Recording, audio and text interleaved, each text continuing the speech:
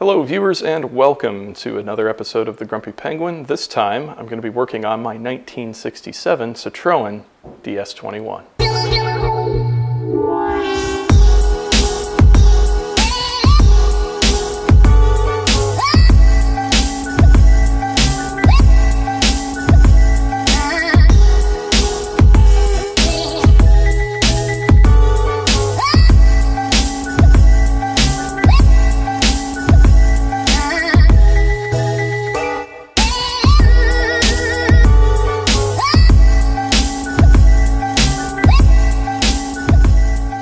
Alright, so today we're going to dive into this car. I recently picked this car up, as I mentioned in a previous video.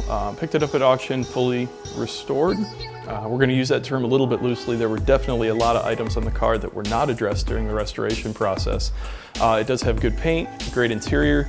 It runs mechanically very well. It's had the head redone. The engine has good compression, so the bones are there, the mechanicals are all there, but some of the stuff that got left behind definitely needs addressed. One of the first things I noticed is there was a pretty severe drain on the battery when I picked up the car, and after looking at the wiring harness and some of the lighting, that's probably where a lot of that drain is coming from. Pulled off a couple of light lenses just to check, and it looks like we have some light bulbs that are rusted into place and some housings that are completely destroyed. So we've ordered some new housings, sourced some new parts, and we're going to be putting those on the car today. In addition, into the part of this video, we're going to get into making some new sections of wiring harness. It looks like the previous owner or previous restorer perhaps did some wiring repair work. However, it was done rather shoddily using the same color wire. It's completely unmarked, and we're just going to have to go through with a multimeter and the original wiring diagram and figure that out. So I have some parts in the mail. Hopefully they're here in the next day or so we can continue with that. But in the meantime, let's take the lights apart and get the headlights upgraded and start the taillight upgrade process. One of the first things I noticed when I picked up this car was that there was some damage to some of the taillight lenses. One actually had a hole all the way through it, and the others were fairly well scratched and kind of dinged up and didn't look very good at all. So after pulling some of those lenses off, I had some bolts break off in the housing, and some of the light bulbs were completely corroded into place, so it was definitely time to find new housings and replace the entire assembly. So the first thing we're going to do is pull the panel that holds those lights off, get it sanded down, resprayed, and ready for the new housings.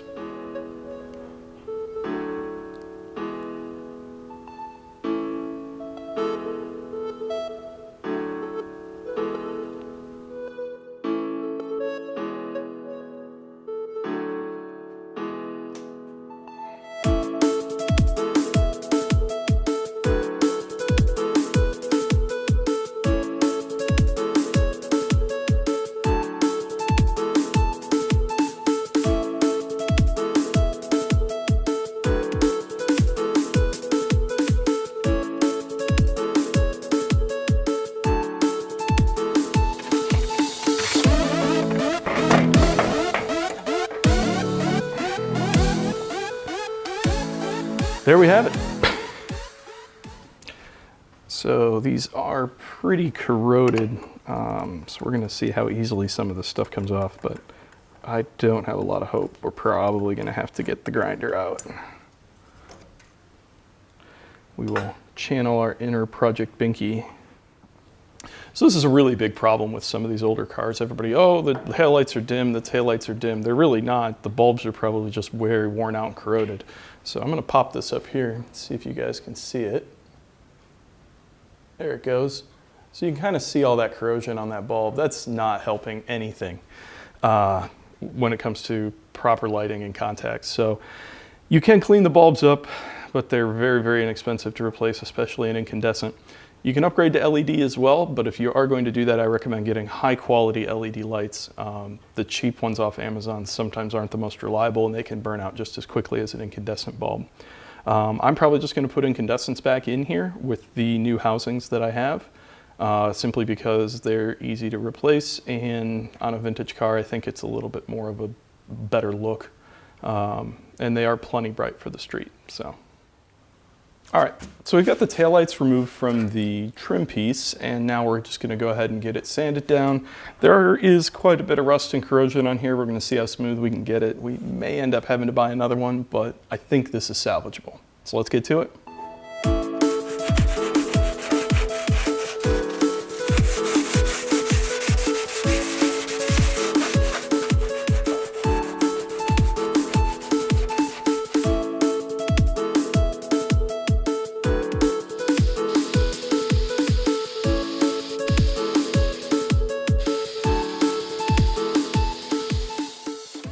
The next step is taking apart and cleaning the light assemblies. Everything here is pretty corroded, so getting it apart takes a little doing.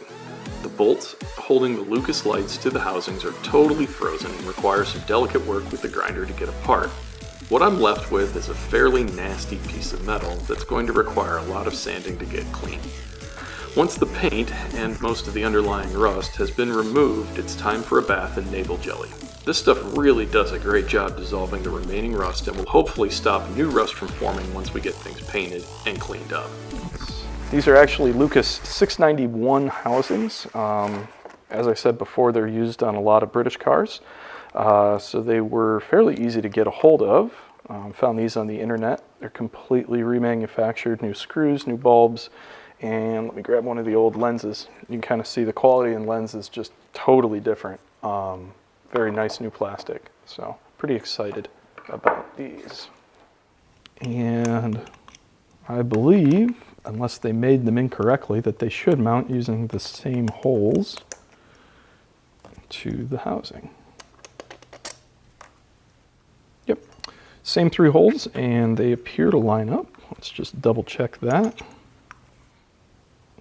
Perfect. They do line up perfectly, so we'll go ahead and get those bolted in and get on with our project. All right, there we have it. One taillight finished. I've got the left side light unrestored so that you can kind of see a side by side. I'll show a little close-up shot of that so you can really see the difference in the taillight lens quality and how well that the license plate light shined up. I actually just hit that with this little bit of chrome polish and put some new bulbs in it, so that's pretty much considered restored. The seals were still in good condition, the glass was in good condition, the bulbs weren't rusted into place, so I think that that's all reusable equipment. I did cheat a little bit when I bought the new Lucas reproduction taillight assemblies. I actually bought them both as dual filament. Originally this car would have been wired as a running light and a running light with brake light.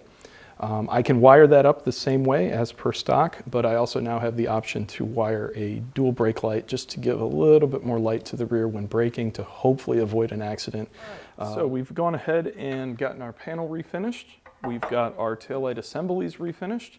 We're going to bolt the both of them back together, and then we'll get this installed on the car and wrap up the taillight assembly. While we didn't really film it because I've done a video on Deutsch connectors as well, I have upgraded the wiring on both the car side and the taillight side. All new wires, of course, came with the taillight assemblies, but I've also gone ahead and put on Deutsch connectors rather than the old style bullet connectors. This is just one of those modern upgrades that if you're going to plan on using the car and driving the car, it's a great upgrade to do. This is never going to be a concours winning show car, so originality to that level is not that important to me. I'd rather have reliability, and this is one of those things, if these were around in 1967 when this car was built, they would have used these as well. So this isn't that was just the technology of the day, and this is the technology of today, so we're going to go ahead and use these since we have the ability to. So let's get this bolted together and get it put on the car.